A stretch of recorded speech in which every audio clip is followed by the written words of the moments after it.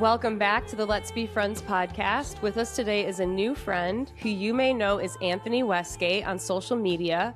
Anthony is an Orthodox Christian researcher and an eschatologist.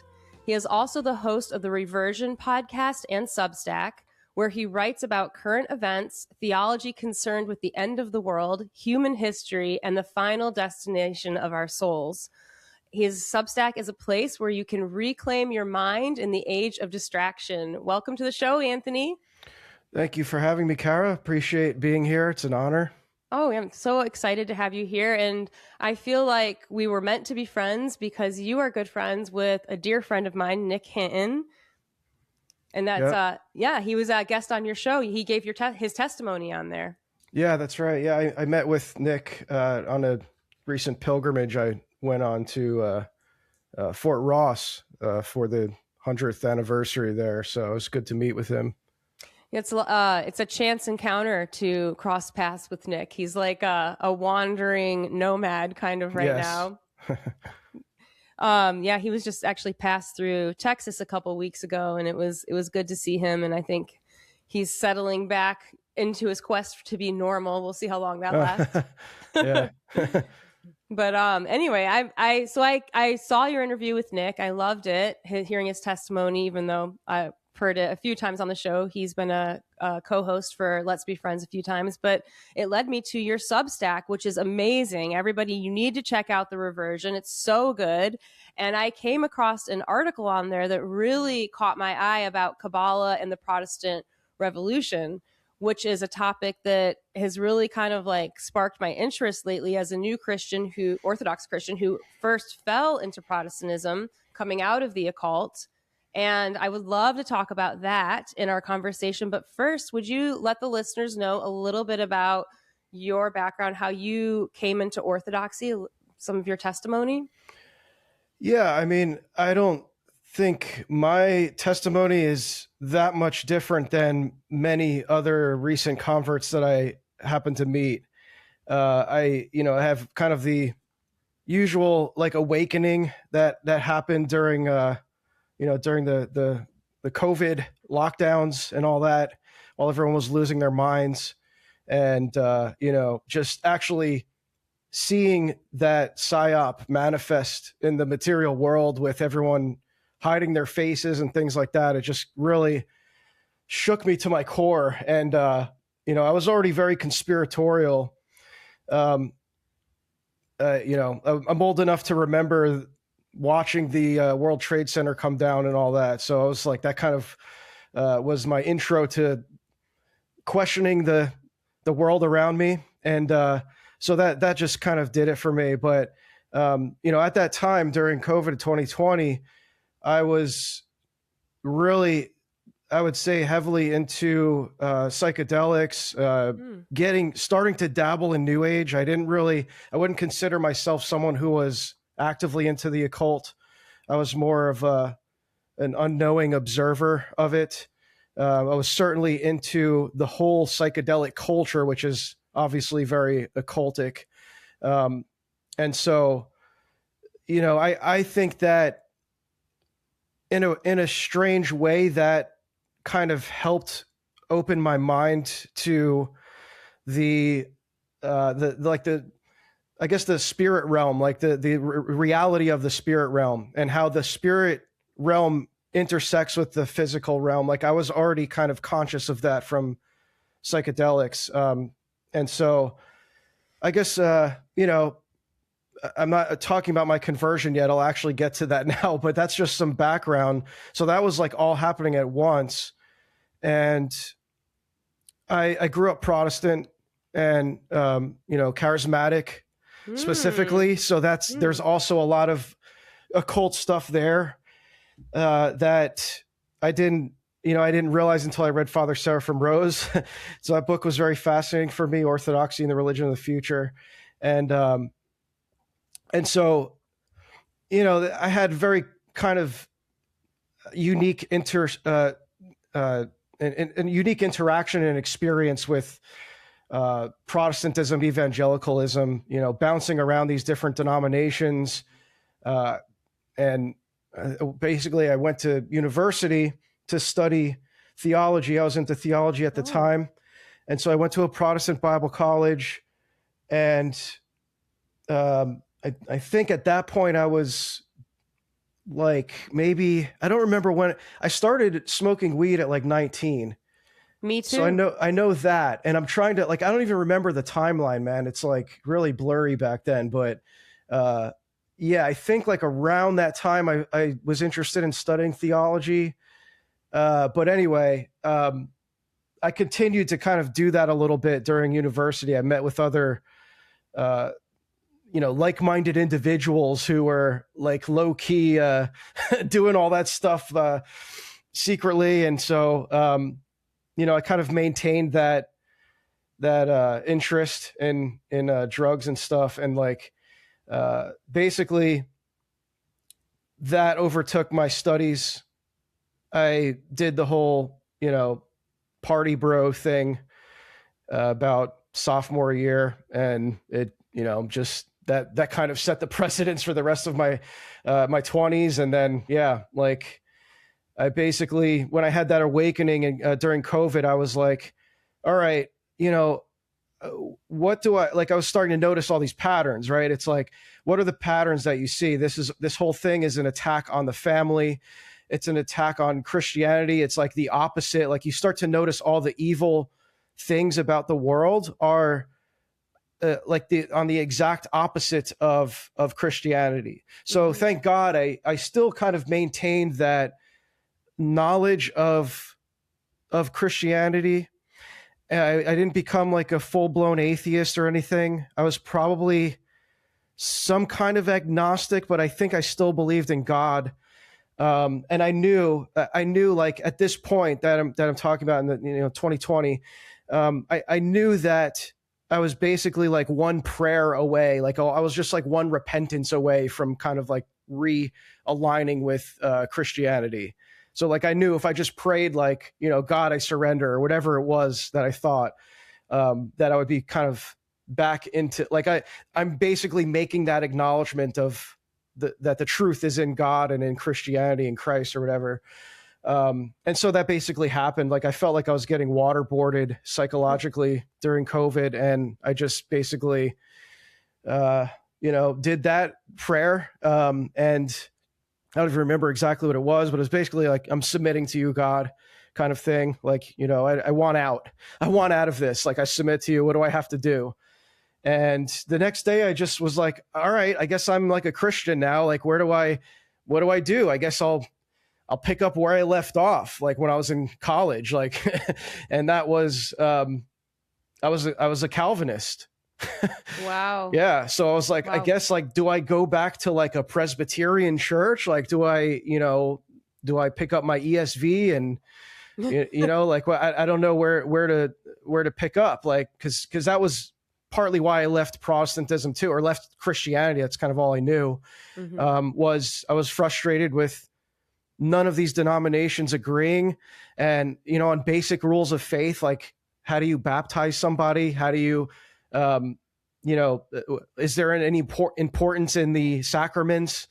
Things like that were just basic stuff.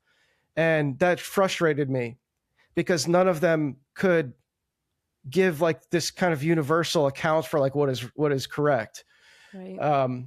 So anyway, that's, long story short, I'll wrap it up here, but I had all these books on my bookshelf that I had from when I was in university. I took a class on Eastern Orthodoxy. And so I had all of this, what I now know to be catechetical work on my bookshelf. I had all these early church writings. And when I was like reevaluating, like, where do I pick up? I was just like, well, I'm going to start with the earliest writings I have.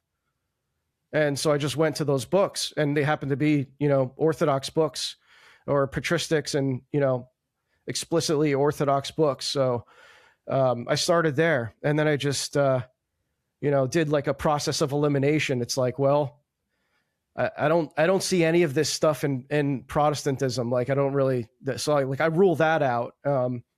Catholicism, I wasn't really considering much either, but so yeah, just kind of things just clicked there. That's that's how it happened, I guess. Wow. Thank you for sharing that. It's so many parallels with my testimony. Like also was doing a lot of psychedelics, started smoking weed early. I didn't grow up in Protestant church. That's very interesting that you came out of the charismatics from growing up and then went into kind of, psychedelics and stuff in the spiritual realm, is I saw like some similarities between the charismatics and that, because that was the first denomination I fell into as well, as a brand new Christian, like 5 years ago.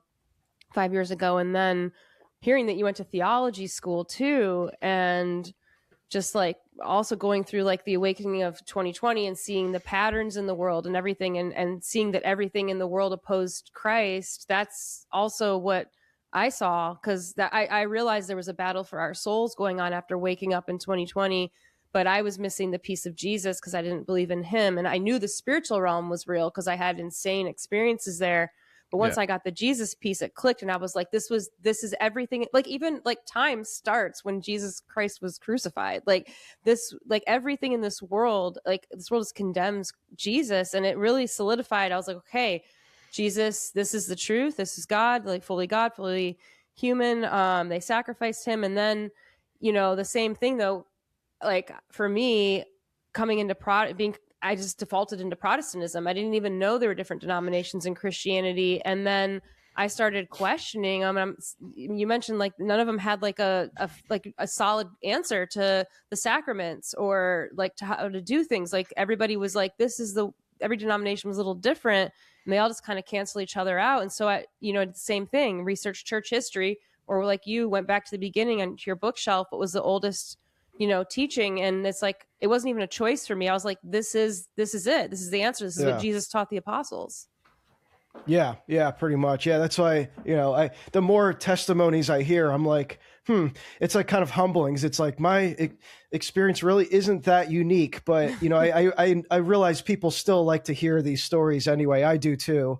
But it's just quite fascinating to me how many people have the same, or similar story, similar experience. I think, like I said, that I meet a lot of people who had a previous history with psychedelics, with New Age, with the occult, who end up in Orthodoxy. And I'm very fascinated by the parallels there. Not the parallels is the wrong term, but the correlation there. Like there seems to be something there that's making Orthodoxy seem to be this logical conclusion to that when people start pursuing the truth to escape all that. So I think, like I said, the charismatic movement and being in the psychedelic stuff like that all is at least what's there, even though it's, it's demonic. It instills that recognition of the reality of the spiritual realm. So like it's like kind of pretty hard to be like an atheist or a materialist if you come out of that kind of thing. Yeah. And it shows you too, like, for me, like I knew the spiritual realm was real before I had, was following Christ and understood that the spiritual realm was fallen angels and demons. And I ended up getting very sick mentally from what happened.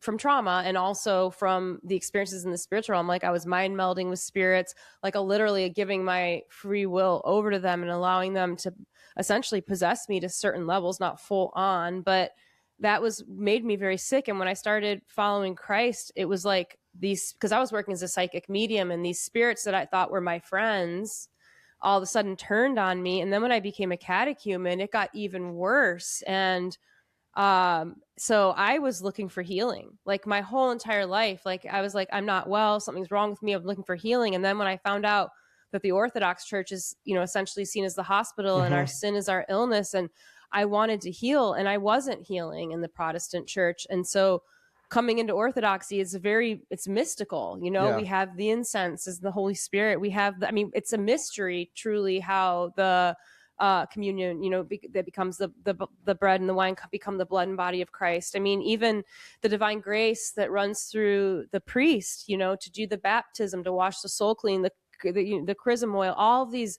mysteries. It's like you come out of I've heard, certain, I can't quote what saints or anything say, but like, or even priests say, like, people that come out of the occult are almost more like rightful into orthodoxy, because we know like that stuff is very real, but you're doing in the occult, it's the demonic way, in the psychedelics, but you want like God's way is the church. Yeah, you're just coming from the other side of that reality. Yep, exactly. Yeah. And when I'm coming out of Protestantism, coming into Orthodoxy, I had to do a lot of unlearning. Like, I was afraid of the saints. I had this crazy theory that they were the fallen angels in disguise, and that I'd be demonically attacked by the icons, and just crazy misteachings from Protestantism coming into my mind. Did you have any kind of like strange unteachings or unlearnings that had? Yeah. Oh yeah. Yeah. I actually used that exact term, unlearn. Yeah. I had to unlearn a lot. It was pretty intellectually painful, actually. Mm-hmm. I had my hangups were, surprisingly, the icons I had already accepted from a Catholic philosopher I had read in university that really helped me harmonize that. That idea of the icons as windows to heaven. And so I didn't have too much problem with that. The veneration, it was weird because I converted during, at the height of COVID. So people were still at the parish I was going to, at my local parish, people were still masked there, unfortunately. But I was just grateful that they were at least open at that point. And so for the first like 5 or 6 months, it was like that. Like, no one was venerating the icons. I didn't want to be the disruptor. I was new. So I just, I just followed what people were doing. And so I didn't get to even venerate. So that actually, I look back, and that maybe was a grace of God that allowed me to kind of reconcile what I believe about the veneration of the icons. Like, I had that opportunity to gain the understanding of what icon veneration means. But my hangups were, I think initially it was probably the veneration of the Theotokos, and then also the communicating with the saint, like praying to the saints. We know that it's actually just asking for their intercessions, but that whole notion of like, I remember asking my priest when I was a catechumen about that. I was like, how, doesn't that imply that the saints are omniscient, right? Or omnipresent, rather. They're omnipresent because it assumes that like you can say something to a saint and they can hear it. And I'll never forget his answer. He said, kind of like what you said, it's just like, we don't use logic and reason to explain how that happens. It's just a mystery of the Holy Spirit. We know that the saints are glorified in heaven, and so they receive more capabilities of what they were capable of on earth, not less, right? So like, they have that ultimate communion with the body of Christ, and like that whole notion of like how bodily death doesn't separate us from communion with the body of Christ. So that made sense to me. It's like, okay, yeah, I mean, that actually does make a lot of sense. Otherwise, you're limiting the communion among the body of Christ to being physically present on earth, like being alive bodily. Right. So that helped me a lot. But yes, it was a lot of unlearning. I think it probably helped that I had already kind of written off a lot of the intellectual part of Protestantism, and again, in a weird way, like studying philosophy in university. I was exposed to a lot of like my philosophical studies were primarily postmodernism. So I was already, I had already studied all these postmodernist philosophers that had gotten me like questioning absolute truth and everything. So that, that I did a lot of the unlearning process there with my ironically, I did a lot of the unlearning of Protestantism in Protestant university, but yeah, there was certainly that. Yeah. I had the same hangups about the Mother Mary, the Theotokos as well. And also like the praying to the saints, the two things that you were saying, because in Protestantism, they're like Jesus only, just like direct to Jesus. And I would even tell people like, what's the point of praying to a saint or to Mother Mary when you can just go directly to God? Just go directly to God. And what really like clicked for me was when someone was like, well, you ask your friends to pray for you. And the saints are, they're our friends. They're the friends of God. And they were just like us, were alive, living lives like this. Like their stories are real. And I love like learning about the saints. It's really just when you start learning the lives of the saints and the wisdom of the saints, I feel like you just like your Orthodox experience just like elevates and things just start clicking so much more because they are alive. We know Christ is still alive. Like our body, will come to its end here, but our soul lives on in eternity in a timeless existence. We return to God. We are the breath of God. I like that parallel. Like we're the breath of God and we return to God. And the saints and those who love God are very close to God. And because of that, it's like I love like thinking of praying to Mother Mary. It's like she's Jesus's mother. Like his respect for his mom. It's like, think of asking someone, can you go tell your son, please, to help out with this prayer? Like she has some pull, you know what I mean? Like, it's like Jesus sits on the right hand of the Father and the Theotokos is on the right next to him. But when I first came into the Orthodox Church, I repented to God deeply with tears for, not understanding the importance of Mary. And I remember at one of the Protestant church I went to, which was a Bible church, the only church I actually went to other than that was like online, denomination learning, that he would say like, if you grew up worshiping Mother Mary, that's idol worship. And like, they didn't believe she was a virgin and that she was married to Joseph and they had other kids and all these crazy heresies. And so I really repented to God about that. Yeah. And, interestingly, none of the magisterial reformers even believed what modern Protestants, like they had a completely Roman Catholic Mariology. They maintained that. They maintained the perpetual virginity of the Theotokos. They venerated her to varying degrees. Certainly not the way that we do, but they still, you can see in their writings that they maintained a veneration, a deep respect for the Mother of God. So that's not even there in the, if you want to be like one of these like real trad kind of Calvinist reformer types, like they had a pretty Roman Catholic Mariology. Actually, it's nothing like what you see today, where they insist on, and that kind of like shows that the revolutionary spirit of Protestantism being in a constant, a perpetual state of protest against Roman Catholic innovation. So you have the Roman Catholic Church continuing to develop and innovate their doctrine, and then the Protestant, the reform movements are just counter protesting that. Like they're just going against those innovations with their own and just doing the opposite. So it's it's really interesting. Like how I didn't even realize like Protestantism meant protest until I thought about the word, and I was like, oh my gosh, protest. And it's like, okay, that makes sense. Martin Luther was protesting against the Catholic Church because, lots of the heresies that they had and strange things. He had his 95 Theses that he nailed up, but he wasn't protesting the Orthodox Church so much. It was Catholicism. And I think this is a good kind of time to steer our conversation into your article that you wrote about Kabbalah and the Protestant Revolution. I'm going to read the introduction, the first paragraph, because it just like drew me in. You say, it is a fundamental mistake to think of the Protestant Reformation as a mere rebellion against the corruption of the Roman papacy.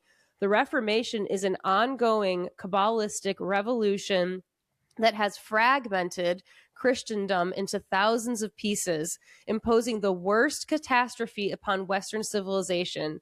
It led to the destruction of Christian tradition, the birth of Freemasonry, the spread of nominalism, and the creation of the Antichrist Zionist state. Mm-hmm. That is, yeah. Yeah. And I realize the statement that it's an ongoing Kabbalistic revolution may seem hyperbolic. There was some, that was kind of the point of like, the nature of writing these kinds of articles online is like you do have to catch people's attention right away. Mm-hmm. You did. But you have to, that statement I recognize requires unpacking, because if a Protestant were to read that, and probably if most people were to read that, they'd be like, that sounds absurd. Because they've never heard it described that way before. Whether they are knowledgeable of Kabbalah or not, they're going to be like, that sounds ridiculous. I'm not going to read something like that if they make it past the title. And so, a lot of my work in the past, well, basically since I wrote those articles, there was a series of 2 articles. The other one was more focused on the development of Christian Zionism within that framework. And those articles were kind of like the beginning of my research. And it's not that any of it is inaccurate, but I found from getting some feedback that it did require further exploration.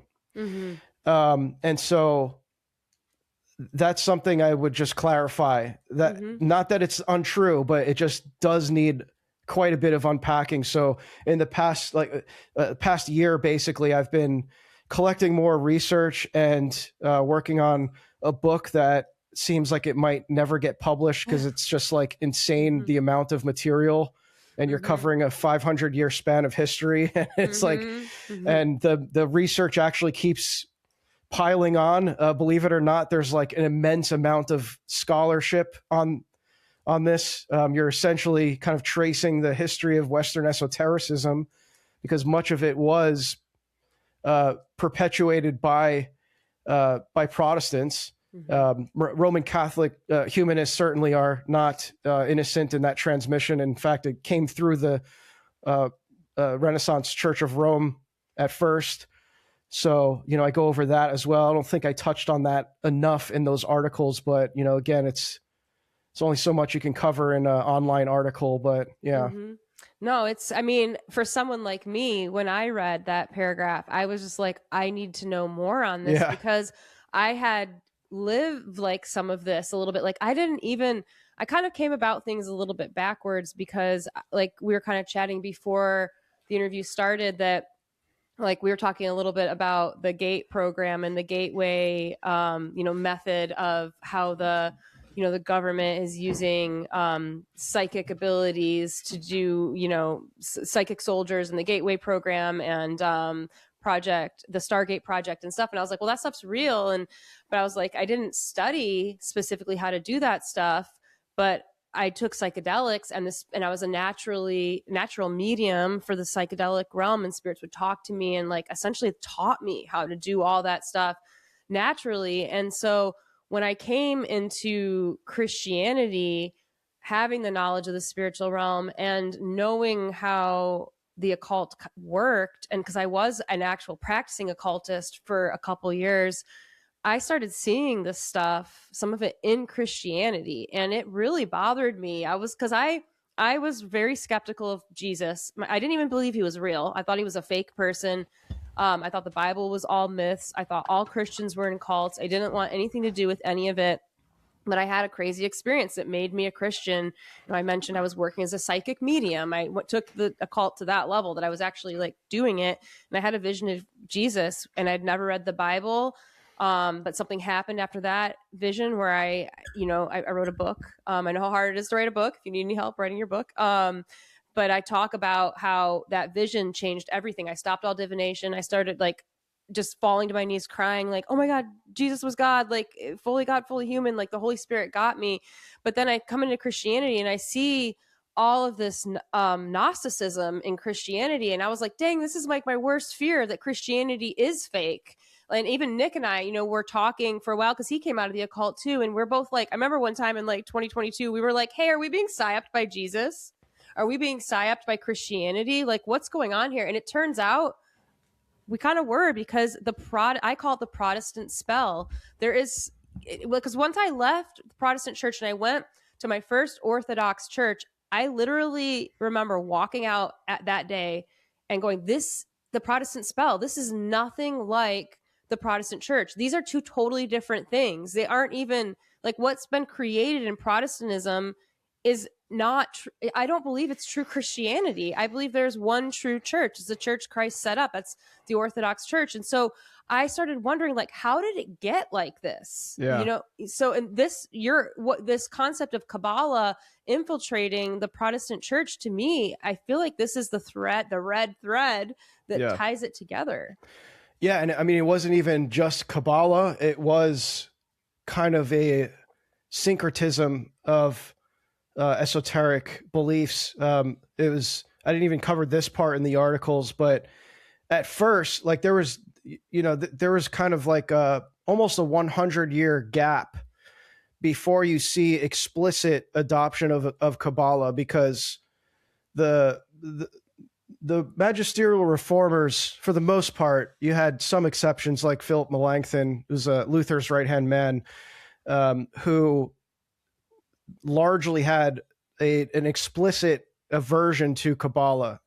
They recognized that in their writings, which I argue that shows how there was an indefinite knowledge of and presence of Kabbalistic learning at the time, that they're even recognizing like, oh, this is all not like all that Kabbalah stuff is nonsense or whatever they would say about it. Right. Mm-hmm. So there was that influence there that whether or not the reformers themselves rejected it, started to become much more prominent toward the late 16th century, and then very explicit toward the beginning of the 17th century. But what you see in that 100-year gap is during Luther's lifetime, and you could even see, I quoted this in Luther's, in the article, a quote from Luther in one of his commentaries. I think it's to the commentary on the book of Galatians, I believe, where he's referring to sola fide as like a form of, like he's using an alchemical allegory to describe the process of spiritual rebirth. And I found that was a very common belief at the time. So to your point about like how, this is like one of the main things that the comments that I got in reception to those articles, like a lot of people reached out to me and they're like, I always suspected there was something going on during the Reformation, like that kind of influenced Protestantism. And the truth to that is, like, you have to look at the fact that the reformers were subject to whatever the ideological influences were in Europe in the 16th century, and especially within Germany, because Germany in the 16th century was like a hotbed of esotericism. There was already, for like 200 years, there had already been a very prominent influence of alchemy. And so, and that's like, there's a lot of nuance there too, that I don't, to just not go too far in the weeds. There's like a distinction between spiritual alchemy and like the more like laboratory, like, pseudo chemistry kind of alchemy. Because like, let's not forget, like alchemy is how we got gunpowder, for example. It's like that was discovered through laboratory alchemy. But what these intellectuals in Europe at the time were more interested in, especially within Western Christianity, was the allegorical spiritual alchemy. So they would use these alchemical allegories to describe especially the process of spiritual rebirth.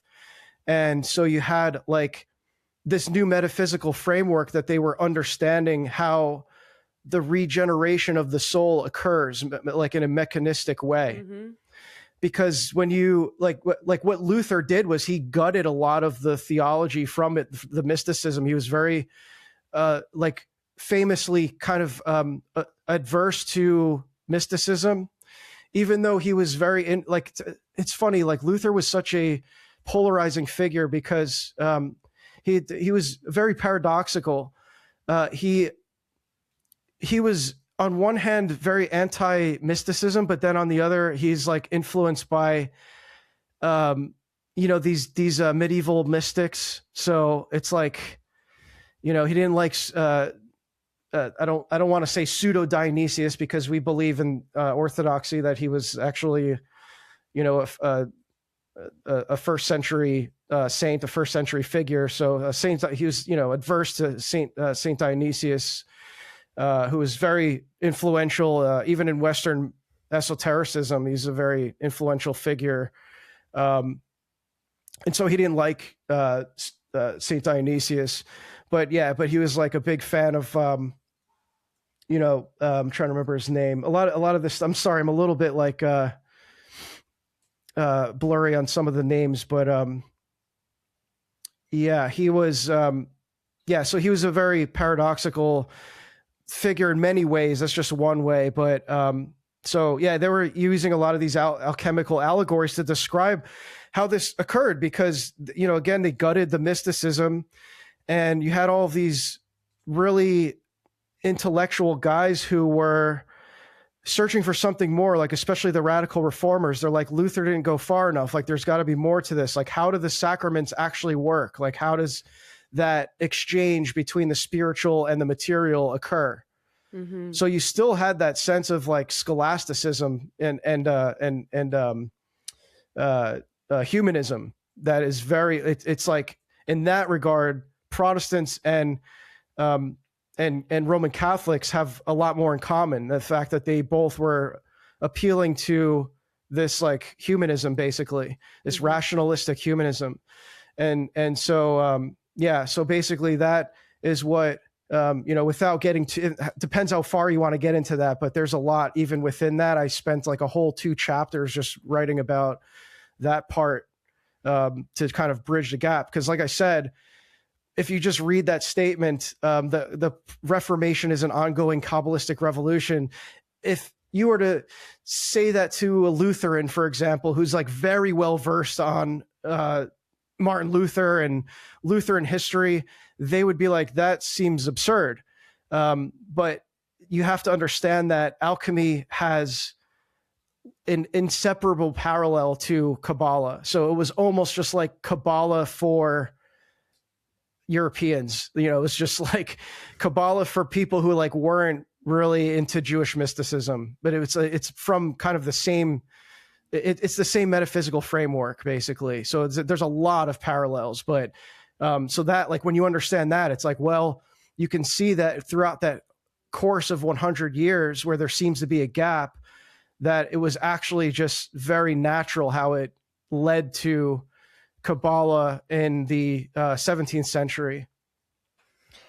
The sola fide that you're talking about in your article, you say, nevertheless, in the light of Luther's sola fide doctrine, it is interesting to see how over time it developed into a kind of Kabbalistic ritual magic among modern evangelicals to make a mere profession of faith and be saved, as if the words themselves contain an inherent mystical power to regenerate the individual by simply speaking them.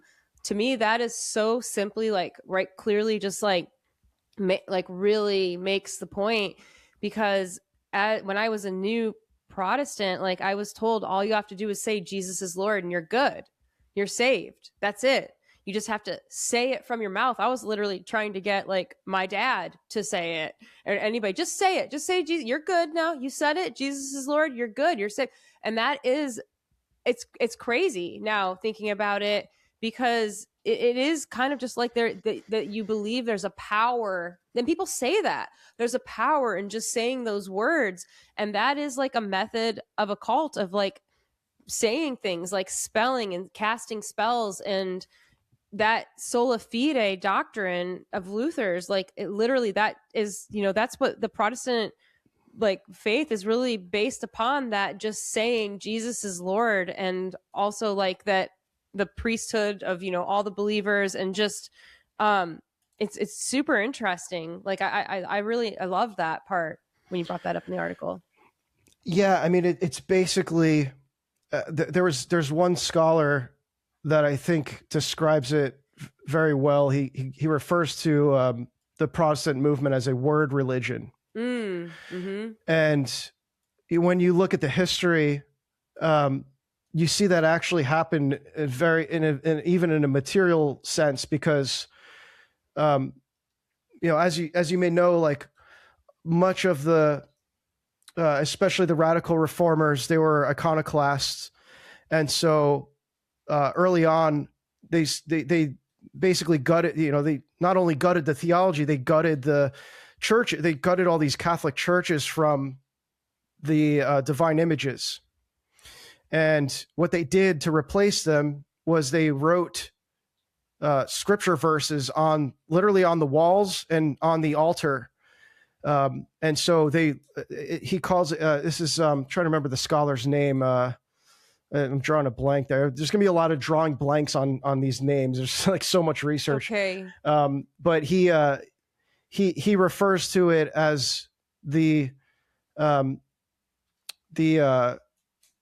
linguistification of the sacred, where you're just turning the sacred. Linguistification. Yes. You're turning the sacred mysteries into words, or replacing the sacred mysteries with words. And so, this is where again, you can see the Kabbalistic parallels here, because Kabbalah, especially like within Christian Kabbalah, which is what this all kind of emerged from, you have Johann Reuchlin, who's kind of like the godfather of Christian Kabbalah.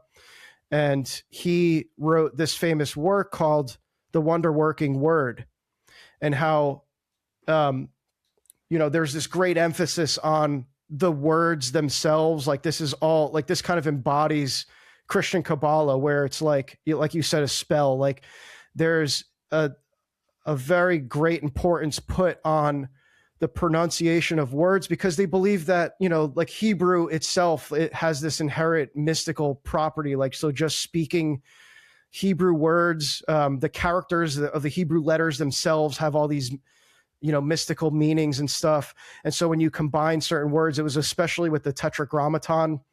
So with the Christian Kabbalists, they inserted Yav into the Tetragrammaton, and they believed that it spelled Yehoshua.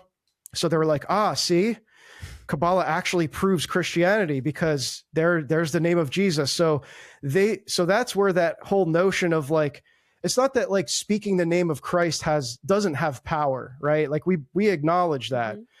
Mm-hmm. But it's like the emphasis on the words themselves having some kind of mystical power apart from the believer. Yep. And so like with sola fide, like what you're referring to there, I did find that that statement, a lot of like the research I've been doing the past year kind of has confirmed a lot of the things that I've said in that article that might have left some more critical readers, feeling like there's not enough evidence to prove any of that. It might seem speculative or whatever, but I've done a lot of work to kind of piece everything together. And so with that in particular, that kind of ties into what I was saying with the spiritual alchemy part, how they believed that, and this is just to be clear, with more so the radical reformers, figures like Paracelsus, Van Weigel, later with Jakob Berma, and these were all Lutherans, by the way. And they believed that, like, that's what they were searching for, essentially, is like, how does that part work? Well, like, if we're going to reject stuff like baptismal regeneration, how does that regenerative process occur if sola fide is true, right? So it's like, well, you're putting all this great importance on faith alone, and so it must happen when the believer acknowledges that they believe, essentially. So it's like, well, something mystical happens there. You're making that profession of faith or whatever, and then just magically you're regenerated by the words that you say. Yeah, that it's crazy to me, like, thinking about it now, because I I really like believed that. And I got into an argument. Actually, I used to have a podcast called the Not So Secret Societies podcast. It was really popular. It was all conspiracy. And the woman who was co-hosting it with me, she was like my first Christian mentor, and she was charismatic. I didn't even realize I was learning the charismatics until I kind of was coming out of it. But we ended up ending our podcast and had a huge falling out because at the time I believed that you could not lose your salvation. I had said Jesus is Lord. It was signed, sealed, delivered, done. I'd been, baptized just already. Like I had the Holy Spirit now. And she was, more right than I was then, because I do, like, salvation's a mystery. Like when someone comes up to me and says, "Oh, I've been saved." It's like, "Oh, you've saved. Wow. Okay. Wow. It's just like these kind of, I'm like, I've said Jesus is Lord. I'm saved. I'm going to be in heaven, like all these certainties, but they're not the true teachings of the church. It's very interesting. And the concept of sola scriptura, I didn't even realize as a new Christian that I was adhering to that as a Protestant until someone said, "You're doing sola scriptura." And I was like, "What is that?" And it means by scripture alone, that you're only, doing the 66 books of the Bible. Definitely don't read the ones that Martin Luther removed. And reading in your article, you say the doctrine of sola scriptura implies the Kabbalistic notion that the scriptures are alchemically encoded with mystical wisdom, which can only be decoded by the individual interpreter acting as the key to unlock their true meaning. And that is so true. Like I witnessed that. It's like we would just decode the Bible on our own, and we were decoding the Bible. We were trying to like read Revelation, and it was like turning it, I almost called it conspiracy Christianity, where we were literally trying to decode what was in the Bible, like a group of women on a Bible study. And that's so far from what the Orthodox Church teaches. We don't decode Bible on our own. We go to what the saints had to say and the church fathers who were illuminated by God to know this because of their sanctification and the ascetical lives that they live. Like we don't just interpret this on our own. Like interpreting on our own is how we got to like 20, 40,000 denominations today.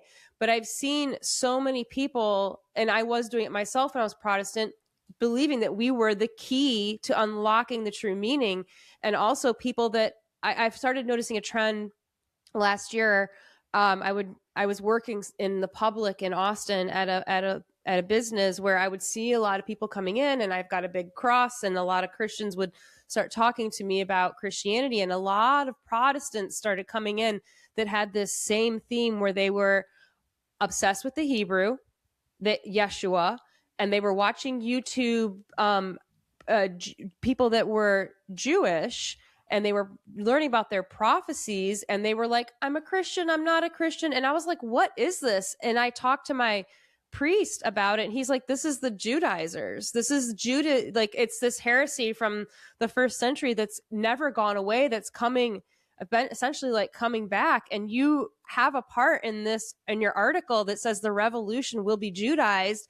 And I was just learning about the Judaizers, and I was like, yes, exactly. I see this like happening in Protestantism even now. It's like all ancient Christian heresies, Judaizing never dissolved, but continued its transmission in new forms throughout history. You say that in your article. It's so true. Yeah, that also is one of the things that filled that 100-year gap in the 16th century. Was, again, even though you don't see this explicit adoption of Kabbalah among like the larger Protestant movement, the underlying mechanism for the biblical translations and studies was Hebraism, because they emphasized the Hebrew language as like there. So this is where the whole like intellectual presuppositions come in of the time, because you had it's essential to understand that like during the Renaissance period, like what kind of drove the motive for all this esoteric syncretism was this notion of Prisca Theologia, which was like this like search for like this perennial wisdom, like the oldest theology is the most true, right? And so that's like how they started. They started out with Hermeticism. They found the writings of Hermes Trismegistus, and they're like, this is it. We found, like, this dates back to the time of Moses. This is the verbal esoteric knowledge that has been hidden from history, that wasn't written down. It was just transmitted through Moses and whatnot. That all was debunked later in the 17th century. Actually, like most of the Prisca Theologias were debunked as being post-Christian writings. But anyway, so you had a similar notion with the Protestants, where they operated under the presupposition of a return ad fontes, like a return to the sources, right? And so for them, the oldest sources and the most true were the original Hebrew writings. So they diverted from the Greek the tradition of the Greeks, the textual tradition of the Septuagint, and they put it's not that they didn't use the Septuagint in their translation work, but they shifted to this emphasis on the Hebrew having more authority. And so what did that require? They didn't know Hebrew. How did they learn Hebrew? They had to go to rabbis. They had to go to these mystical rabbis who knew and understood Kabbalah. So even if they had this aversion to Kabbalah, they had to seek the wisdom of these Kabbalistic rabbis to varying degrees. They weren't all explicit Kabbalists, but like a lot of the more influential ones were. And they had to go to them for their translation work, because they didn't know Hebrew. So even to learn Hebrew, they had to go to them. And so this, this is where, like, within that framework, a lot of the scholarship did transmit that way. You had, obviously the printing press drove all of this, like the onset of the print revolution was occurring at the same time. There's one author, Elizabeth Einstein, who wrote this great book called The Printing Press as an Agent of Change. And she had this great observation that you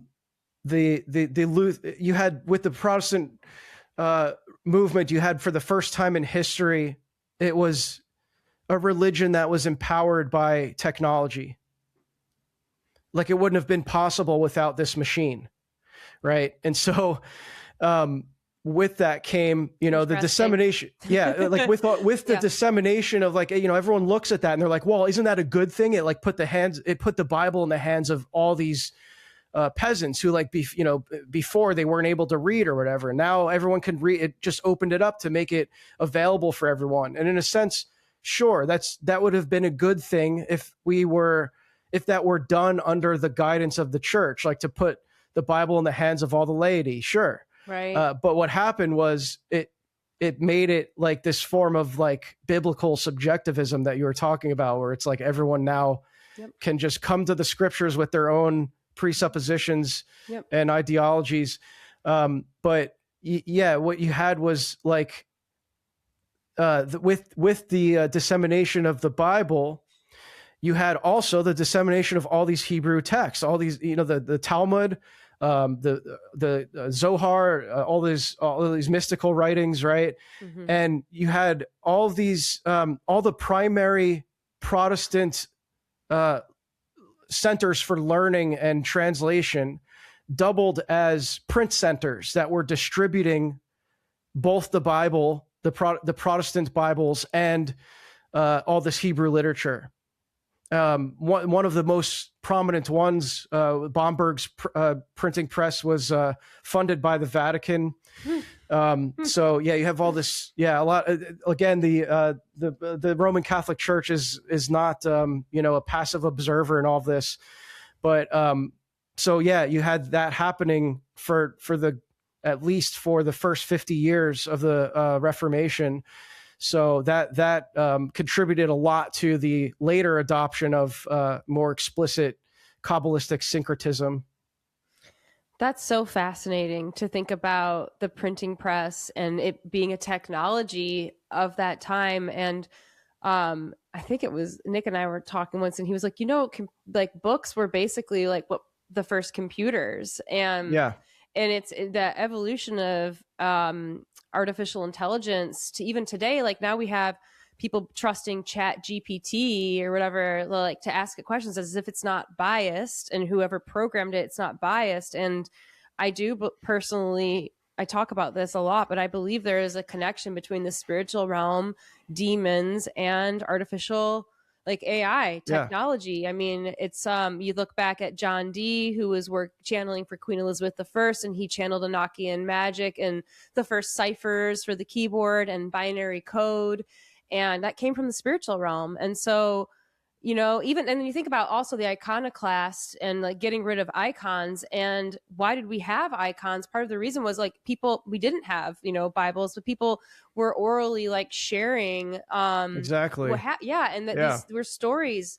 And so they got rid of that. And they're like, oh, well, here, we'll do this. You had mentioned the word they replaced it with text. Yeah. It was just instead of the images. So it was like the whole thing is dependent upon not just the text being available to everyone, but also the assumption that there's a broader literacy, right?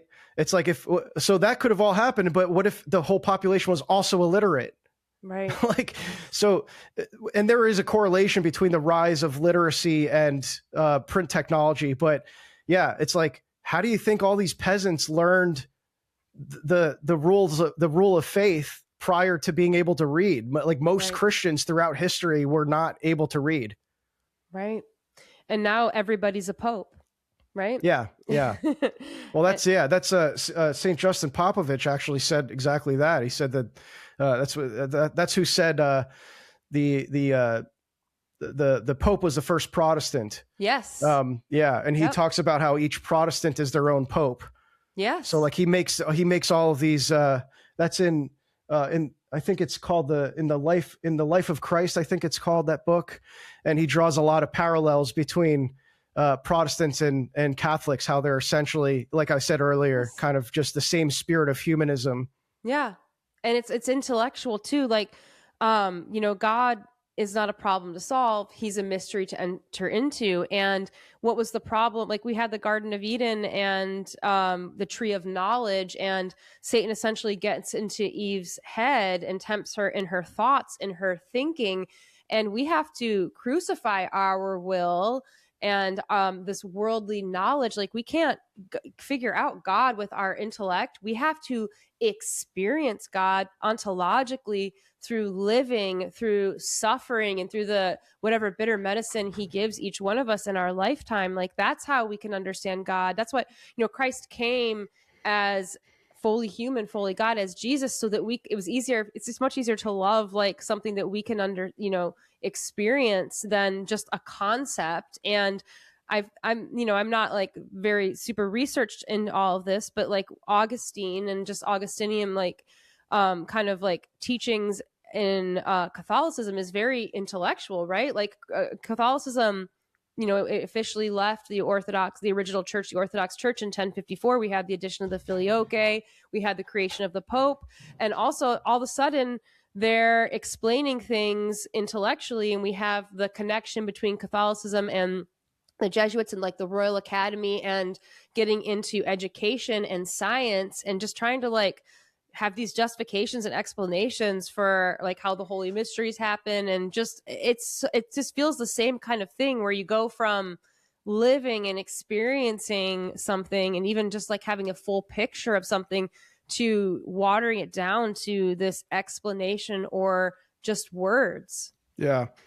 And I mean, this is why the Enlightenment was just the logical conclusion of Protestantism. And you see, with I guess if you want to get more into like the 16th, 17th century, or I'm sorry, the 17th and 18th century, you just see this like more obvious kind of linear transmission of I call it the Kabbalistic spirit, that starts to manifest in the Rosicrucian order. And then that's almost like a precursor to Freemasonry. And so, going back to the 17th century with some of these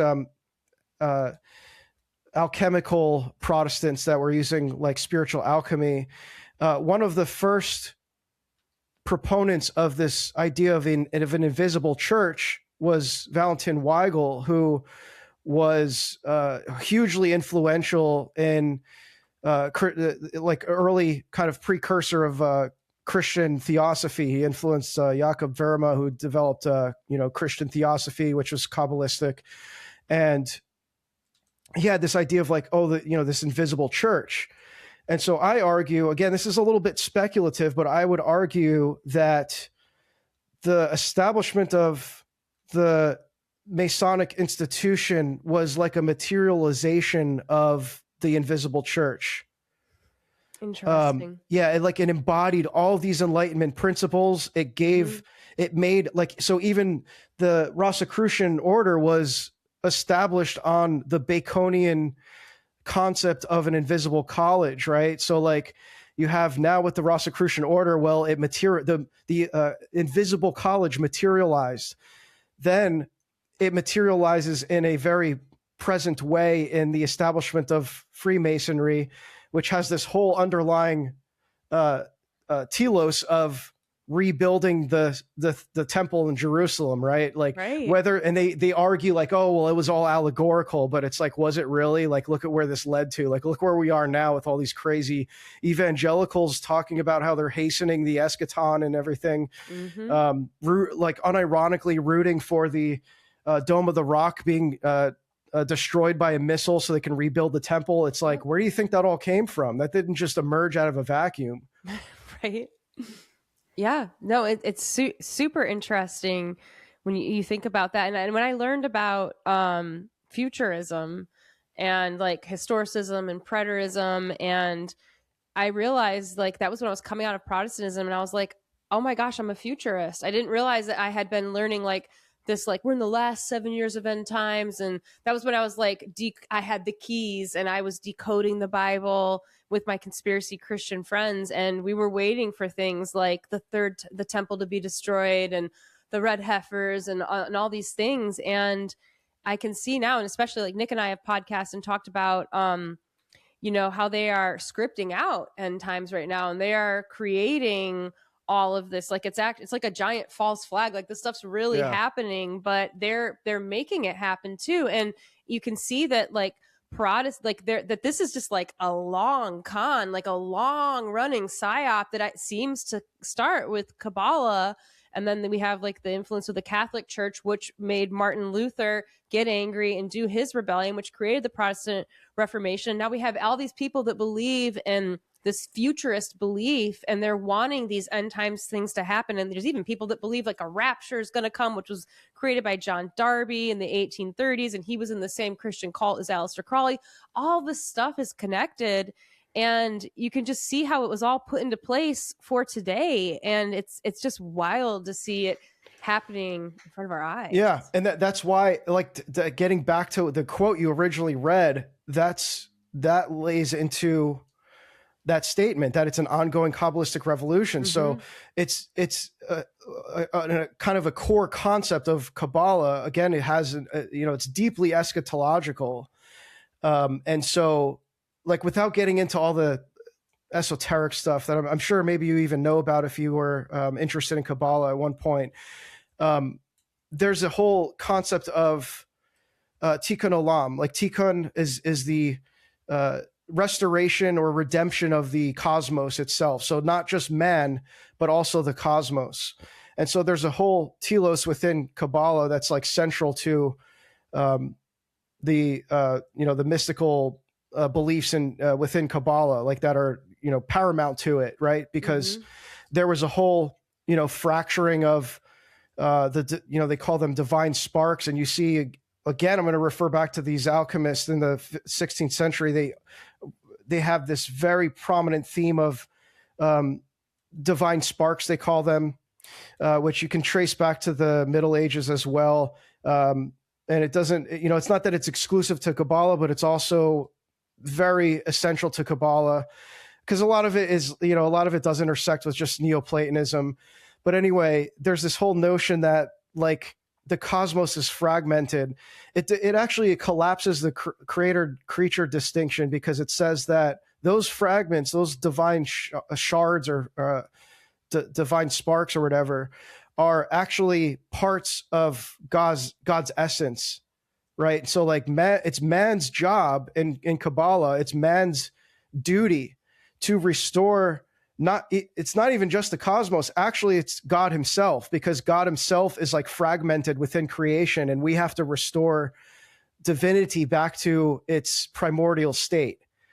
And so that's where that all comes from, essentially, is like that whole idea of like, it's man's duty to hasten the eschaton. Like, we are the ones that are going to bring about the conditions of the messianic age or the end times or whatever.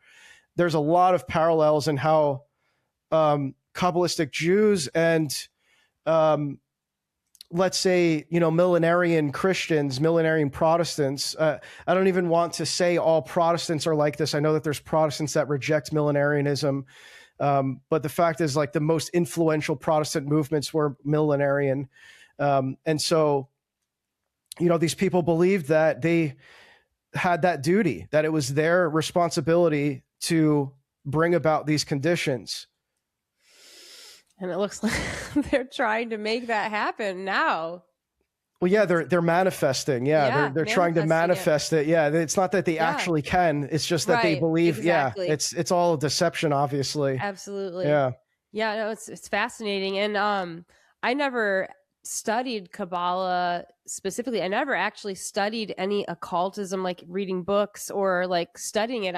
It was everything for me, which just like happened in the spiritual realm through psychedelics, through spirits just talking to me. And honestly, ask me anything and I'd ask them, so there's a danger to doing psychedelics. People don't like to hear that, but you are opening yourself up to another realm, and it's a wild west. Like they're demons out there that are here to deceive us. But I got interested in Kabbalah oddly through the Charlie Kirk psyop happening a few months ago. And I say that because we were given, it reminds me a lot of 9/11. And it's interesting that I was also alive and aware of 9/11 when it happened. I was a sophomore in college. I watched the towers on TV going down and whatever it was, and didn't realize till 20 years later, though, that it was an inside job, a very complex false flag with about 20 different theories. Was it an airplane that hit it? Was a hologram? Was it was it a controlled demolition? Like, did Israel have a part? But Israel really just the United States? Like, it's all so much confusion. Well, the Charlie Kirk psyop, there's like 20 different theories. Is he even dead? Did he actually die? There's no blood. Was it a hologram? The same kind of thing where nobody really knows what's going on. But when that happened, I started looking at Erica Kirk, and I saw her Knights Templar necklace like right away. And I was like, wait, Knights Templar, Catholicism. And I think there's a connection from even the Knights Templar down to Kabbalah, right? Wasn't like the founder of the Knights Templar, wasn't he given some of the teachings? I can't remember offhand. I'm not sure about that, but I do know that they were, you can trace the Knights Templar to like early Rosicrucianism. Yeah, that's right. They did. I think what you may be referring to is the symbol of the Knights Templar, I think, was some kind of rose and cross, if I'm not mistaken. Yeah. And people refer to that as again, this is a little bit within the realm of speculation, but there could be something to it.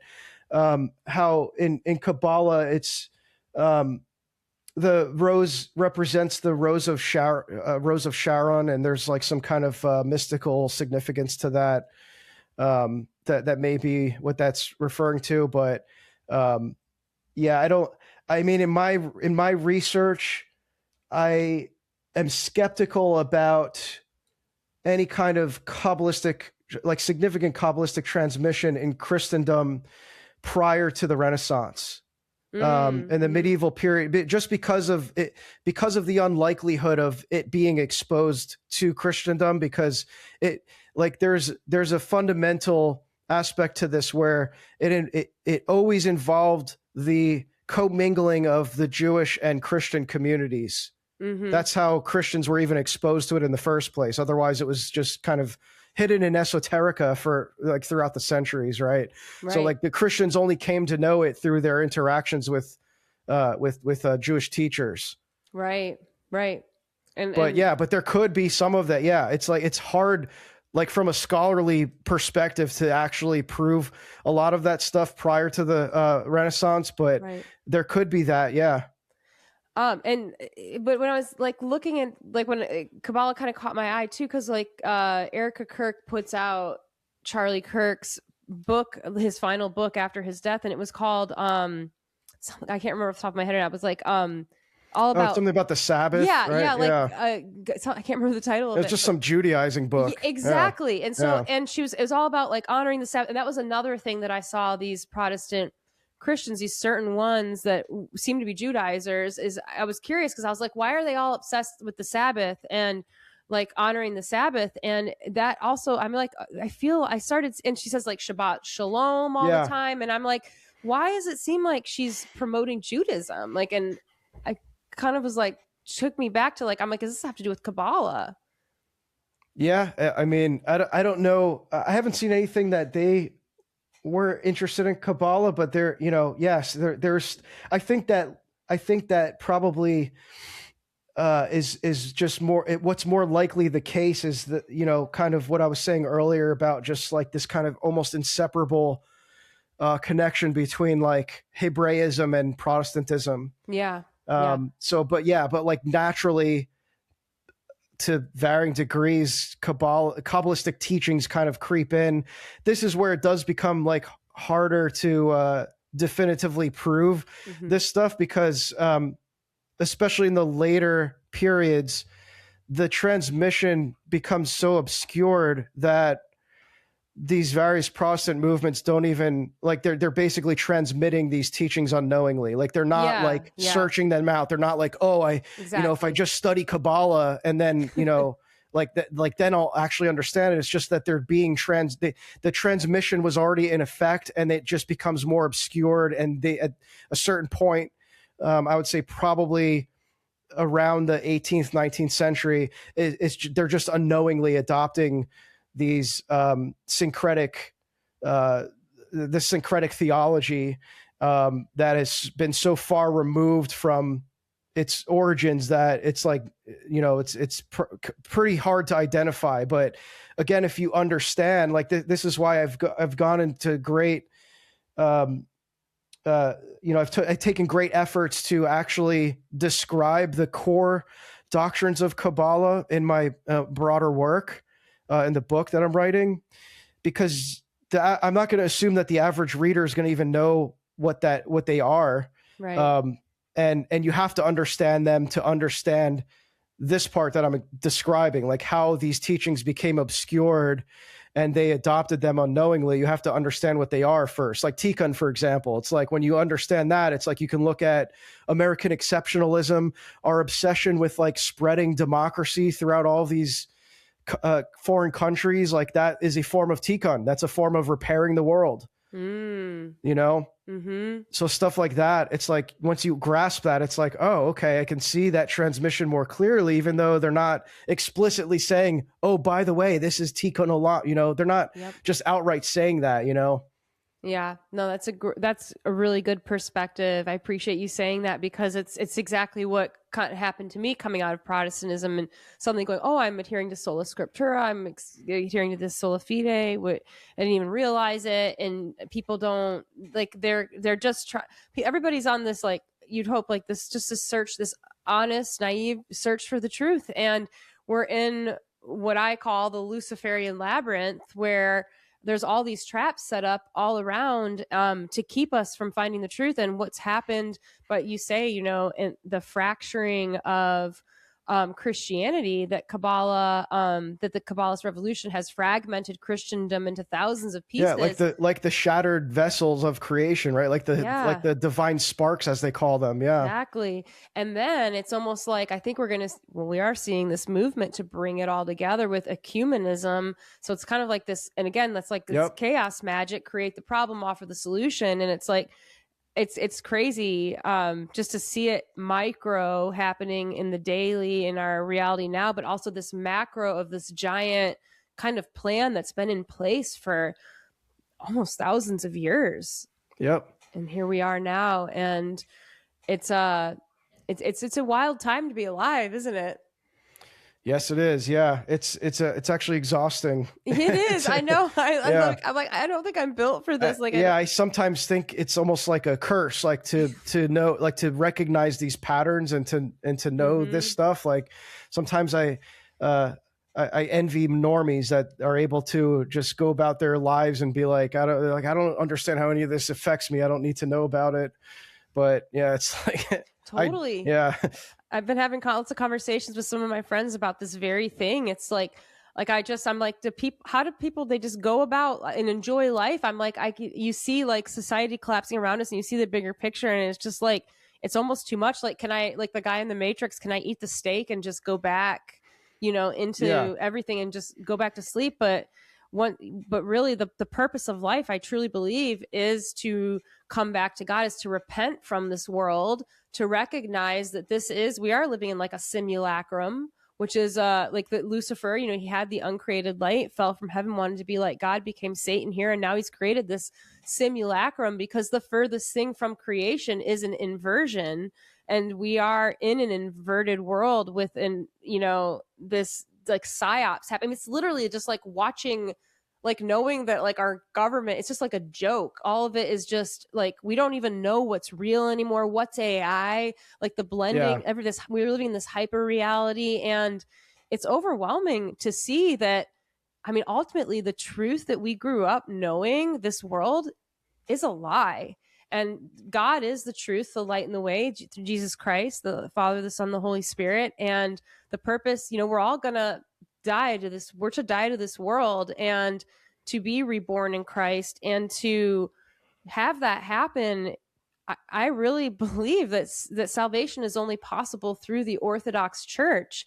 And this psyop that's basically happened to Protestantism, where people believe in like sola fide, and everybody's, the danger of from this teaching, Luther's teachings, that the priesthood of all the believers, that like just anybody can just go baptize you, and that like you get the communion in the little plastic cup in the Protestant churches. It's just like, it's not even real. Like, we all are to be healed. We all want the sanctification of our souls. And that is even harder to experience today. I feel like. Yeah, it's really like the desacralization of the West is like kind of what we've been talking about here. Ultimately, it's just throughout that 500-600 year span, all that's been occurring is the it's almost like they're trying, like one pattern I noticed throughout all of this is that it's ultimately like this attempt to remystify Christianity. And with that, if there's this void that is left because it was gutted from the apostolic tradition, the Orthodox mysticism, right? The proper mysticism of the church.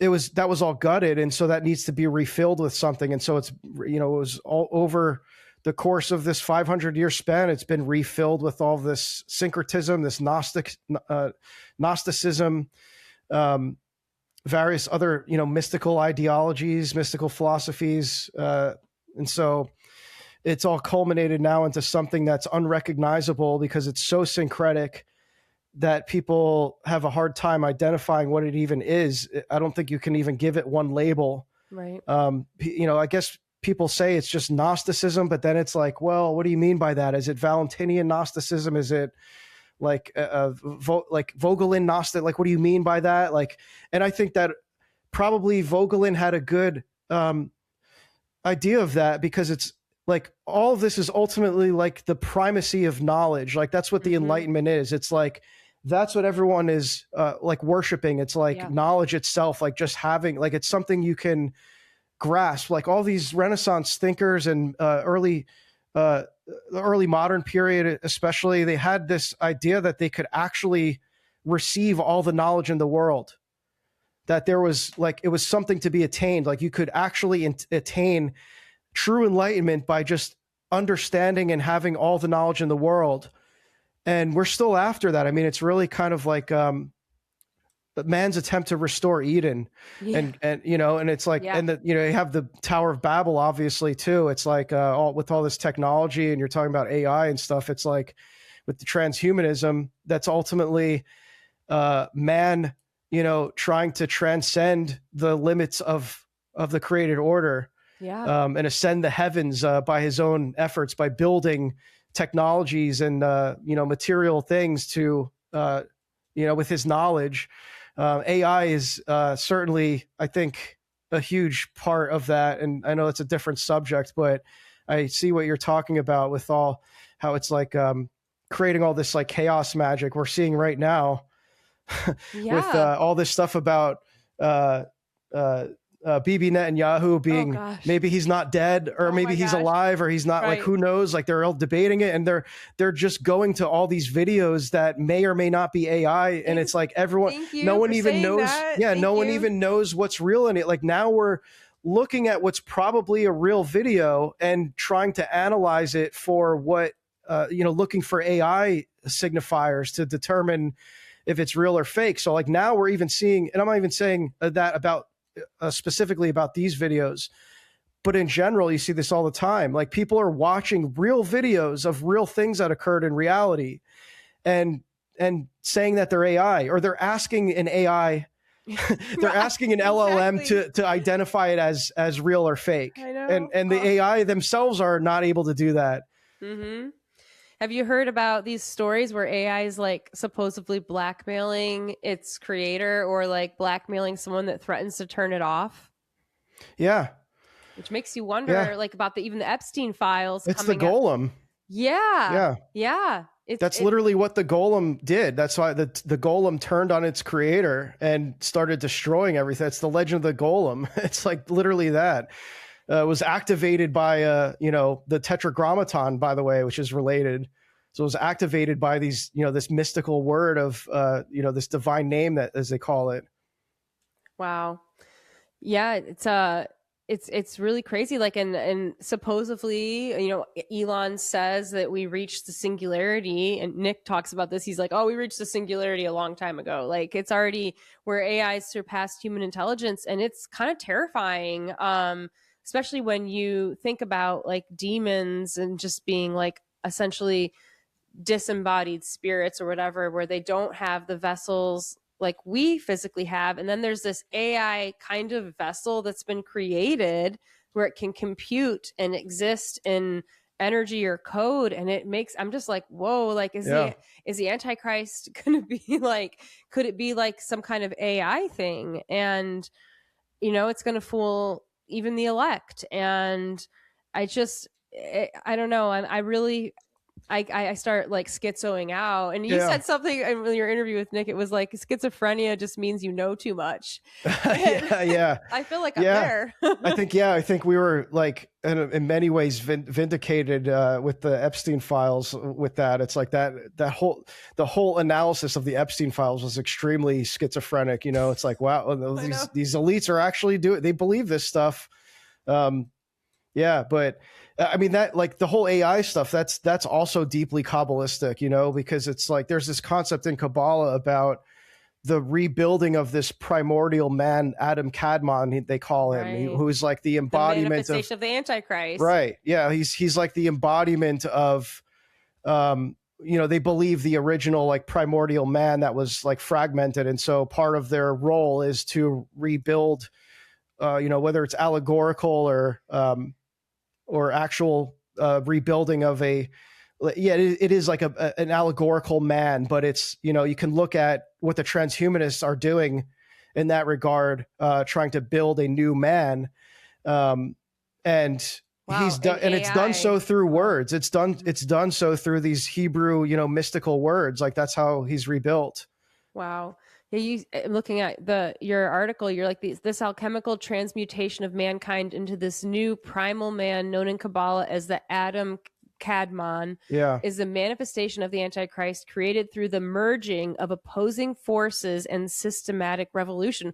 We have a systematic revolution happening right now. It's being created, and the opposing forces, we have like with the Epstein file release, they're showing this satanic kind of like black magic stuff. And then we have like the New Age, which will have this kind of like white magic sort of coming in. And we have like this battle that's going to happen. And I've heard a lot of people have these theories that, we're going to have some kind of alien, all the UFO and alien stuff going viral right now. And in the news, like, is there going to be some satanic bad alien that's going to come and attack us? And then we're going to have this Mary apparition or this like white magic alien come and like save us from all that, and then the Antichrist is going to come out. Yeah, that's what the Antichrist is. He's a peaceful figure. He's like beloved by everyone. That's the merging of opposites. Yeah, that's crazy. Yeah, which is a deeply esoteric principle, and it's not. Someone brought this up to me recently that you can see I think it's in the Akathis to the Theotokos. There's a reference to that, how she represents the unity of opposites. Oh, right. Interesting. So it's not like that concept in and of itself is esoteric, but it's the I would say the primary distinction there is like the weaponization of that tension. Like that's what like the cryptocracy, the shadow government, whatever you want to call them, the elites that are controlling all this, that's what they're doing, is like they think that they can hasten the tension of these opposing forces. And then the merging of opposites, would, come in various forms. You see this, like, or getting back to 9/11. I covered this on a live stream, and there's a book on this called 9/11 as a Mass Ritual. And he talks about how like all these Masonic parallels with like, the two pillars, two Masonic pillars and the two towers, right? Yep. And how when those towers came down, what did they replace them with? And actually, Father Spirit and Bailey writes about this in his book. A black cube in the ground. Well, it was World Trade Center 1. So they took the two towers that were destroyed in a mass ritual and replaced it with an obelisk. With an occult symbol on it. The alchemical of the Joachim and Boaz there. They destroyed them both, and then they're left with a third pillar in the middle. Exactly. It's occults. Yeah. So it's all these synchronicities that or synchronicities rather, that, when people look at this stuff and they're like, well, how do you explain that then? Like, does that mean that it's all real? Like these synchronicities, or are these people trying to manufacture that? And I think it's like probably both. And I just describe it as like, it's just the fingerprints of Satan. It's like you have these people, just like the people of God are doing God's will on earth. You have the agents of chaos that are doing Satan's bidding, and they like, whether they know it or not, that's what they're doing. Like, that's just how it manifests in reality. It's just, all these things that seem like they're these demonic synchronicities, it's just Satan's operations on earth. Like, whether the people doing them know that they're doing that or not doesn't matter. They're being used as tools. They're being used as vessels of Satan's will. Forgive them, Father. They don't know what they do. Yeah. Yeah. I mean, I was, when I was channeling spirits, and like I started going crazy, like believing I was a Galactic Federation member. Like, I started having spirits talking, like from Sirius, and like talking to me about Galactic Federation and aliens and how they're here to assist humanity. And I literally like believed I was part of the Galactic Federation. It's super embarrassing. And is that the I've seen clips of this on Instagram. There's like these crazy people that like think that they can speak the alien language. Is that what that is? Yeah, they call it light language. Yes, that's right. Language. I wasn't speaking light language, thankfully. But okay, you didn't ascend. But I literally was taking psychedelics and like speaking to these spirits, telling me that they were Galactic Federation. I was Galactic Federation. I remember one jumping into my body. I talked about it in my book, and speaking English, the words through my mouth. And I was like, to my friend, I'm like, you're looking at a Galactic Federation member in the flesh here. And I was listening to channelers. I don't want to say the names of these channelers. I don't want to give them the space here. But then like later, I found out that even we had the defense minister of Israel say, like a couple years ago, that the Galactic Federation was a real thing, and that even Trump, do you remember this? And that even Trump knows about it. And I was like, whoa, this is a deep psyop here. Yeah. Again, it's like I don't think it's important whether or not they for us to know whether or not these people really believe this stuff, or if they're just, they're just puppets. It's like, does it matter? Right. But yeah, I think there is like a lot of it is that they do know, that they do kind of like that the channeling part is important, because it's like when you're channeling, you are like inviting Satan's will to manifest in your life and to be part of the broader like operations of Satan, like to contribute to like the more global plan, I guess, the Antichrist plan. So yeah, it's just everything is, I see it all as like the inversion is a good way to recognize it, because it's like it's just an inversion of what's true. And I think this is what is leading a lot of people to Orthodoxy right now. That's what led me to Orthodoxy. That's sounds like it's what led you. Is recognizing like that that diluted inversion is pointing to the opposite of that, which is Orthodoxy. It's like pointing to what's true. So it's like, if this stuff is all false, and it's but it's also, you see the patterns of it everywhere, and it's all interconnected, well, then that must be like, what's it inverting? What is it actually inverting? Exactly. What is that truth that it's inverting? Exactly. There has to be something objectively true.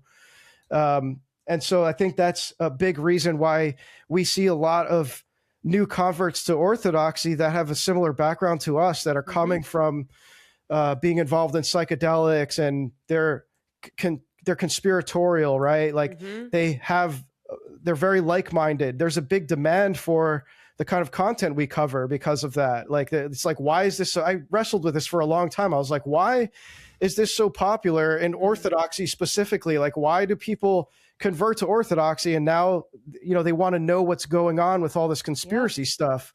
And it's because now, like, this is at least what I speculatively think, is that they were conspiratorial prior to Orthodoxy, and now that they have the truth, they want to understand the true nature of these things and how they understood them before. Like how you were trying to decipher all this stuff, like in the Bible, or like searching for aliens and stuff like that. It's like, you're now just doing that, but knowing that you have the truth within Orthodoxy, and holding these demonic things, like, captive, like through the lens of Orthodoxy, and having the light reveal the darkness. Yes, exactly. I love how you just described all that. That's exactly what it was for my journey. Is like, it started, this endless search on psychedelics. Like, I was never an atheist. I always believed in God. I didn't know who he was, and I was repulsed by what I didn't know was Protestant Christianity. And so I was searching for God in the spiritual realm, the psychedelic realm. And I thought I was finding him there, but it was me being fooled by the spiritual realm. And then had a big awakening in 2020. And that was when I first started looking into conspiracies. And because I was practicing magic, and I write about all this in my book, it's called Here Comes Trouble, I was literally like, the spiritual realm amplified my awakening. Like I was literally summoning in spirits. Another girl and I were opening circles, calling in spirits. They would come mind meld with me, and I would see, like, it was crazy, dude. I'd see like these like hieroglyphics essentially flashing in front of my face and downloading into me. And I was being told by the spiritual realm that they were going to give me 13 keys. I didn't know about Kabbalah, and that you needed keys to understand. And I came to the understanding that keys were it was like a clicking in your mind where you saw things differently or understood things differently. And that was all happening to me. And then when it was unbelievable how I became a believer in Jesus. I'd never even opened the Bible. Like I'd been to church maybe once or twice as a kid with other friends when I stayed the night at their house. But I became a believer in Christ, and then I started following Jesus. And with the conspiracy aspect and seeing what was going on in the world, I was just like looking desperately for answers for the truth. And coming to Orthodoxy was when I finally got the answers. I remember like staying for my first coffee hour after, and that's what, if you're interested, you've never been to an Orthodox church, like, how do I get involved in this? Like, we don't evangelize or proselytize. We say, go taste and see, like, we're not taste and see, but go and experience a divine liturgy on a Sunday and stay for coffee hour. And coffee hour will happen afterwards, and you will have a chance to talk to other Orthodox Christians and a priest and ask them. They will have answers. I finally started getting answers in the Orthodox churches when I was very sick mentally as well. Like my whole life, like I was misdiagnosed bipolar for 8 years. I went to rehab. I checked myself in the psych ward. All I wanted was to get better. I never started healing until I entered the Orthodox church. I never started understanding what the truth was till I was there. And so you're right, like the inversion of this world and everybody searching for the truth, like in the rabbit hole, like you hopefully come to the Orthodox church and you realize that's what you were looking for. It's a reversion, like you say, like coming, a reversion, the name of your Substack and your podcast is a turning away in the opposite direction, a reversal. Like you get to that point where you, and that's exactly what God wants from us, is to repent from this world, to turn back to him. Yeah. I like to cite a quote from St. Ignatius Brianchanov, and I recognize he's not, he may not be referring to like all this schizo stuff we're talking about, but he said to recognize the spirit of the age, to recognize its influence so you can avoid it, so that you can turn away from it. Yeah. So like that involves, actually understanding like the spirit of the age is like, the like all this stuff we're talking about. It's like the spirit of modernity, the spirit of the Antichrist, right? It's like all this inversive kind of influence, right? And like to recognize that and the fact that it is all interconnected, and the more you can understand that, the better you can avoid its influence. I think that's becoming more true. So while he might not have been talking about all this like esoteric stuff, that's just like how in their current day, like in the modern world, that happens to be the prime influence of the spirit of the age. It's esoteric. Yep. That's all these people are operating under this understanding that they are,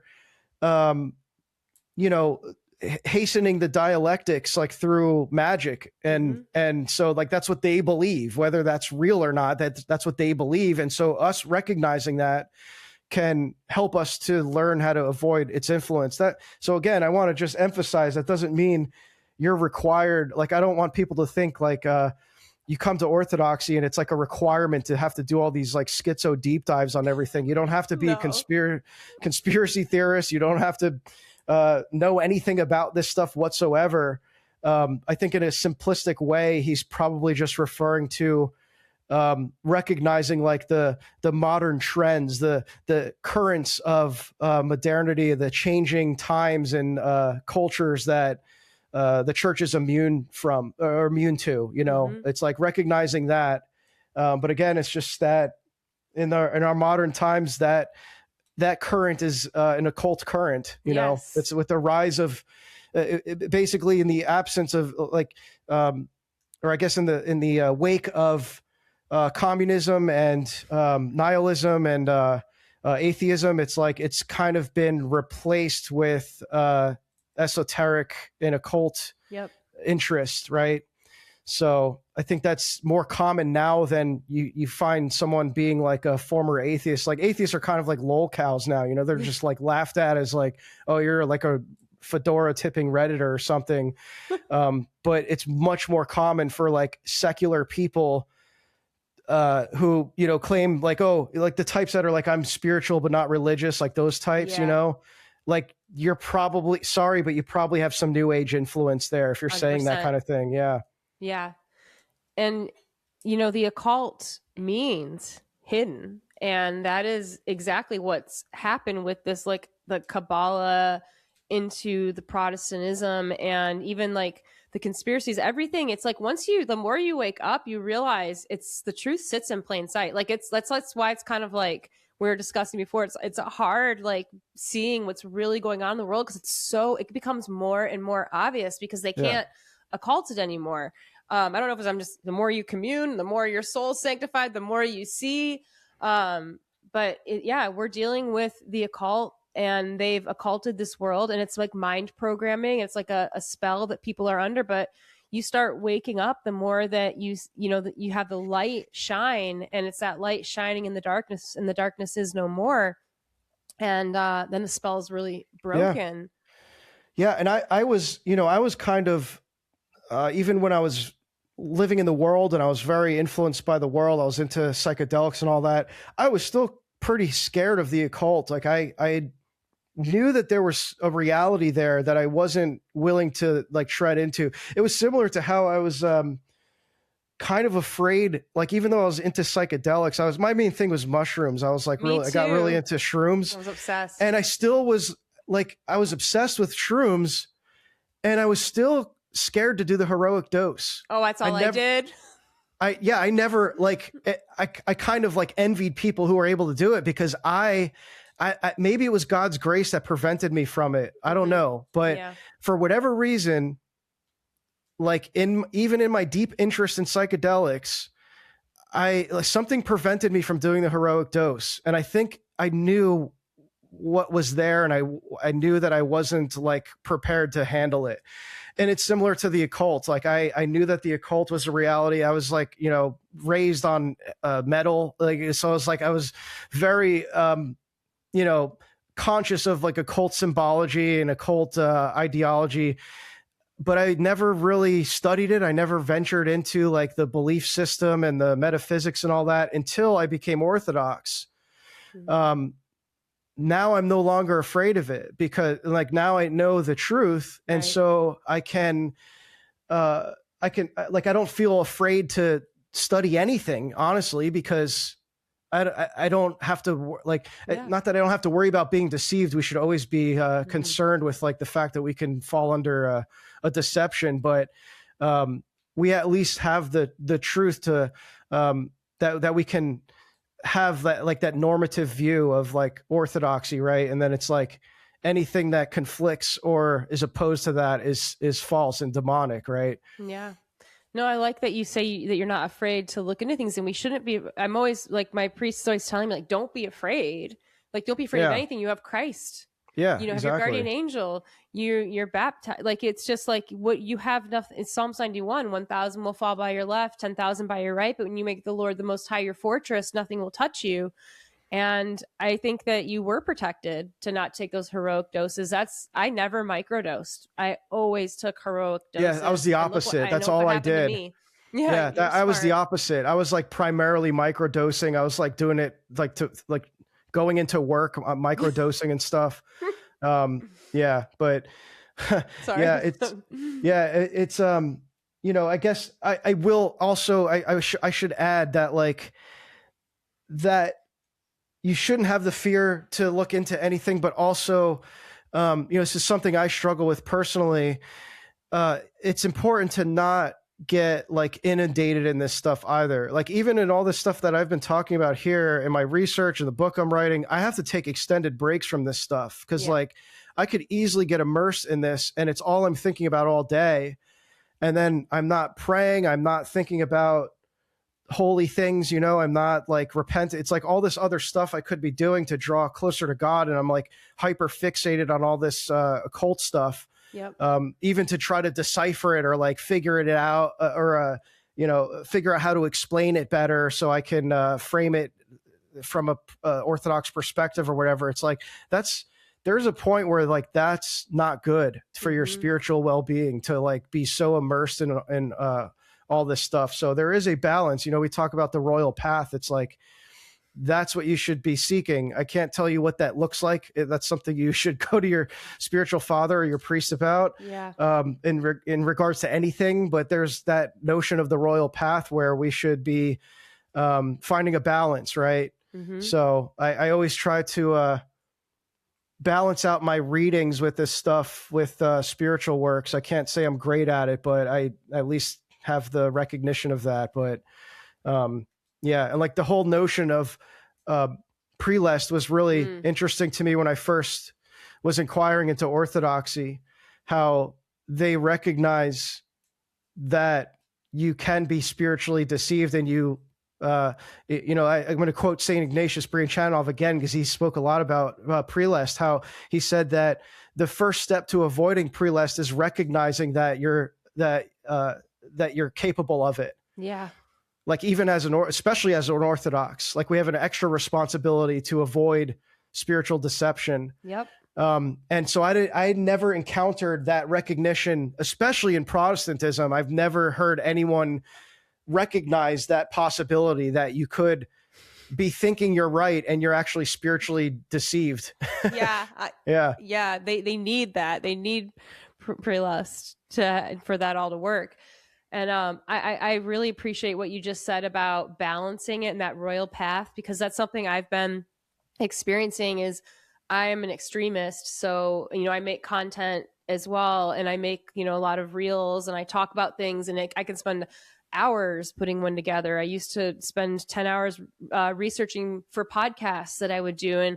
And I realized that it can be a trap or a temptation for me that pulls me away from reading the lives of the saints or praying, repenting, like just working on my Orthodox, journey and healing. And so I actually have asked my spiritual father a few times. I'm like, should I just end the podcast? Like, do you not want me online, or do? And it's always blessed for me to continue. Yeah. It kind of blows my mind. I'm like, He's like, no, I think you're learning a lot about Orthodoxy through all of this. I think this stuff, can be helpful for others. And I'm writing another book. It's called Becoming Human. And I've even been like, should I not write the other book? Like, please, tell me to just stop. That's good that you're seeking that. Yeah. That you just, it's like, please tell me what to do almost. But in their wisdom, the priests, in my experience, they'll never, they usually don't just say exactly like what to do. They just give you this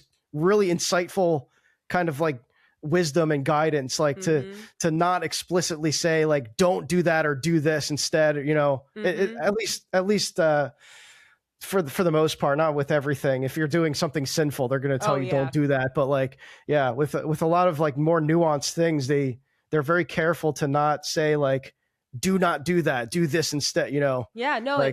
When I first started seeing my spiritual father, I was like telling him certain things and certain issues, and I was just like ready for him to say yes or no, or do this, do that. Like, just tell him. And instead it's like, oh, God will work it out. We'll pray.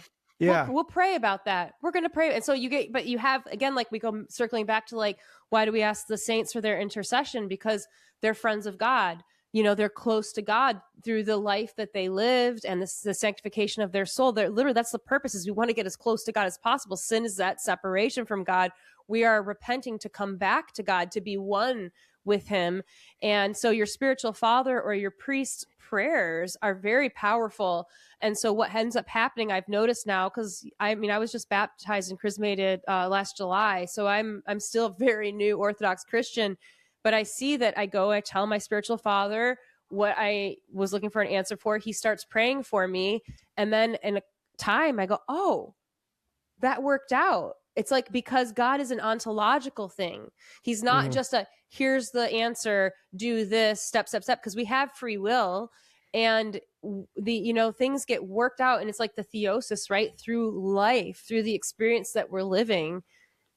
So I just think that's interesting that, you might not necessarily get a cut or dry answer, but through the prayers of our spiritual father, through the prayers of the church, through the prayers of the saints and the intercessions of the Theotokos, like that's how things get worked out. Exactly. Yeah. Anthony, it's been a pleasure talking to you. This has been so much fun. This has been one of my favorite conversations. I feel Likewise. I learned so much. I just love hearing your testimony and your story. It is unique. It just happens to be very, similar to mine and a lot of people out there, but it is a unique journey, and it's amazing just to see what's happening right now in the world. There are so many of us coming to the Orthodox Church and coming out of this kind of conspiracy rabbit hole. And, having that reversion back to God. And so everybody, I urge you to please check out Anthony's Substack, The Reversion. I'm going to have a link to it in the episode notes. Also, your X, your Twitter, I still say Twitter, is awesome. Yeah. I've been following you for a while, and I'm just like, every time like you post something, I'm just like, this is so smart, so interesting. I see why you and Nick became friends. You guys are very much like talk about a lot of the same concepts, and it's very deep, and I love that. Do you have any kind of like things you'd like to tell our listeners on how to find you, or last word? I mean, probably, I think you got it. Like Substack's probably the best way, because if you subscribe there, you're on my email list, and no one can take my email list from me. I might get banned from YouTube. I am on YouTube as well. If you wanted to check me out there, I do more like live deep dives about similar topics that we're covering here. And, you know, I don't know, I feel like my time's limited there. So I just encourage people to go to Substack, because that's kind of been my hub, and they're a little more hands off, but I have the email list there. So if anything happens, I'm an email away from telling people, you know, we're here now or whatever. Yeah, it's thereversion.co. You can find, the body of my work there. That's kind of my hub. So that's probably the best way to find me. Twitter as well. It's like, I feel like, I'm very close to just rage quitting Twitter. I can't stand it. I know. I hate social media. I like hate social media right now so much. I was like, it's like a bad relationship. I can't leave.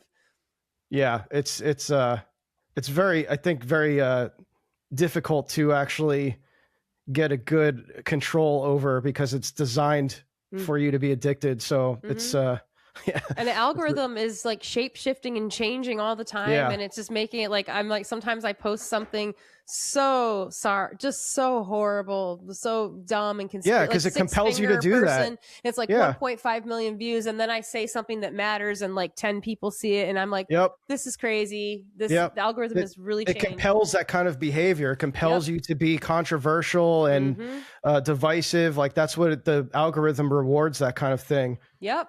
Absolutely. And when you're doing like what we're doing, making this content, and kind of like, you can really see, you can watch the algorithm, you see what, like, that's how I was like, oh, the conspiracy is going viral, just as we thought.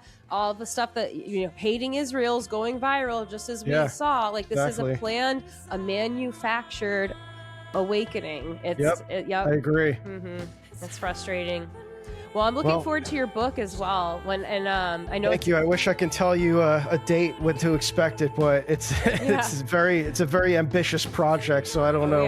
I wrote a book, and it took me about 5 more years than I thought to get it out. That sounds about right. But once you're, and then now that I'm done with that, I literally instantly started writing the next book, and I'm like, I'm an idiot. I can't believe I'm doing this again. But, well, it's been a pleasure. Thank you for having me on. I enjoyed this discussion as well. Well, have a wonderful afternoon, and God bless you. And thank you, everybody, for listening.